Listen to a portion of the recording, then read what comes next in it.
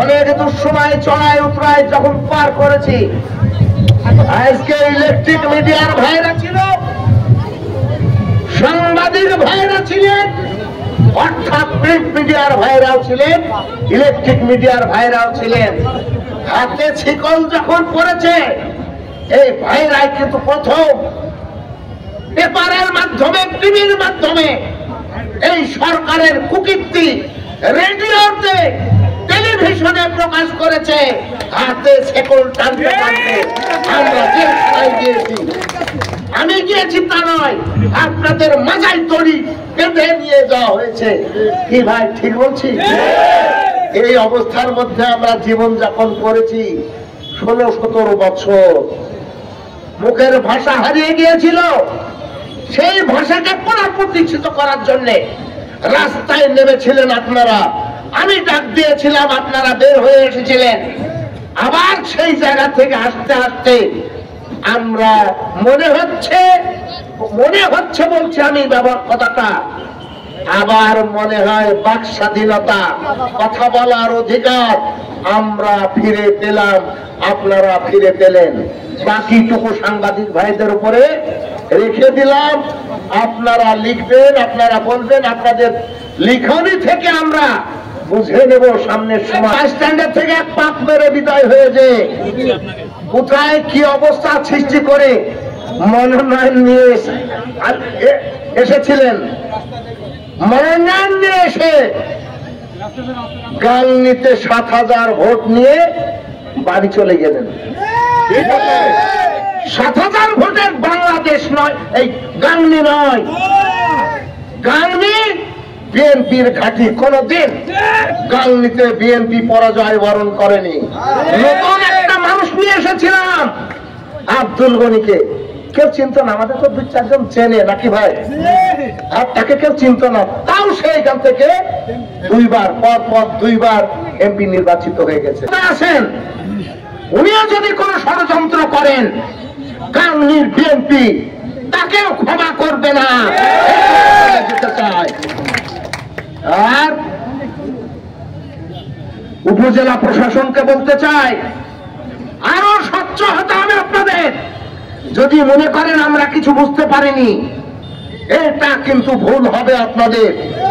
বিশেষ পড়েছেন, এসেছেন, আমরা 40 বছর বিশেষ পড়ছি, মানুষকে পড়াচ্ছি, তারপরে আমরা এখানে দাঁড়িয়ে কথা বলার অধিকার পেয়েছি।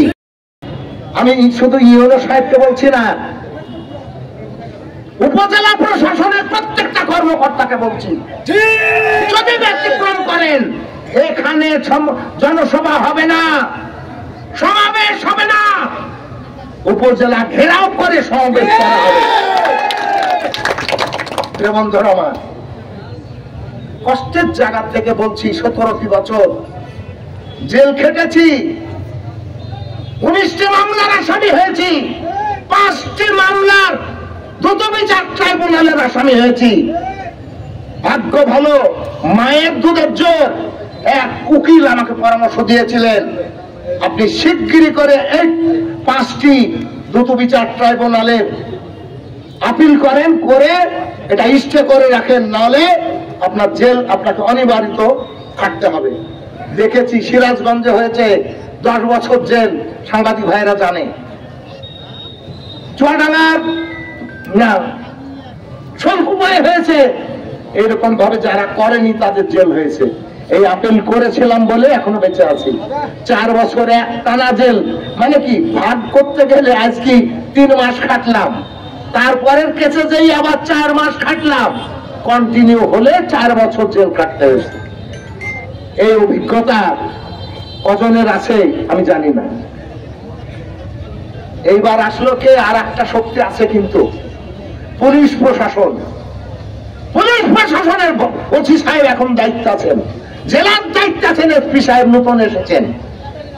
আমি এসপি সাহেবের সাথে কথা বলেছি, ওনাকে বলেছি মেহেরপুর সম্পর্কে, গাংনী সম্পর্কে আপনাকে অনেক জানতে হবে। যেটুকুন আগেকার এসপি সাহেব জেনেছেন ওই জানাতে এই দেশের মানুষ, গাংনী বিশেষ করে গাংনীর মানুষ যদি যে ধারাই ছিল সেই ধারায় যদি চলতে থাকে তাহলে আপনার উপরে খুশি হবে না। আমি বলছি খুশি হবে না, অর্থাৎ ব্যতিক্রমী যায়।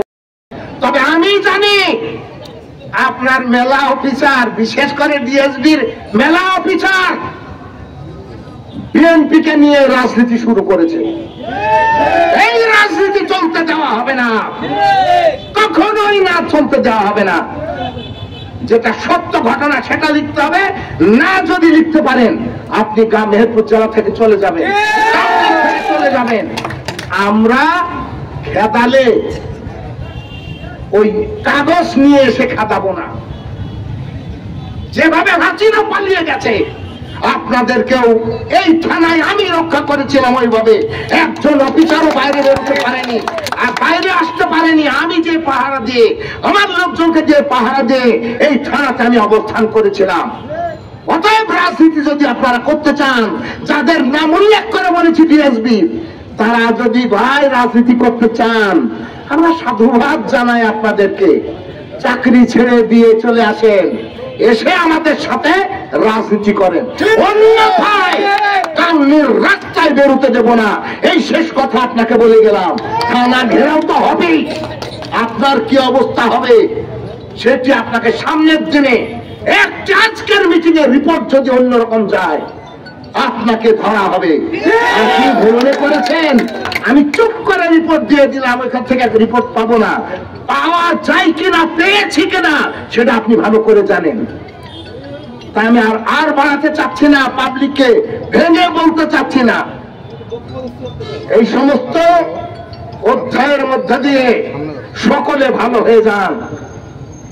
আমাদের ভালো হওয়ার জায়গা শেষ, আপনাদের ভালো এখন আপনারা হতে পারেননি। 18 বছর যা করে গেছেন, সেই 18 বছর আবার পুনরাবৃত্তি এই কাণ্ড হবে না, বাংলাদেশে হবে না। জাতীয়তাবাদী দল যদি বেঁচে থাকে, আর আমজাদ যদি বেঁচে থাকে, কেউ বলতে পারবে না যে আমজাদ ঘুষখোর, দুর্নীতিবাজ।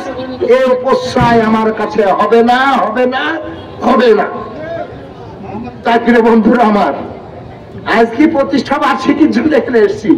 কথা তো এক লাইনও এখনো বলতে পারিনি। প্রতিষ্ঠা বার্ষিকী নাকি ভাই, আপনারা একটু ভালো করে প্রতিষ্ঠা বার্ষিকীটা লেখি নিয়ে, আমার তো সময় নাই।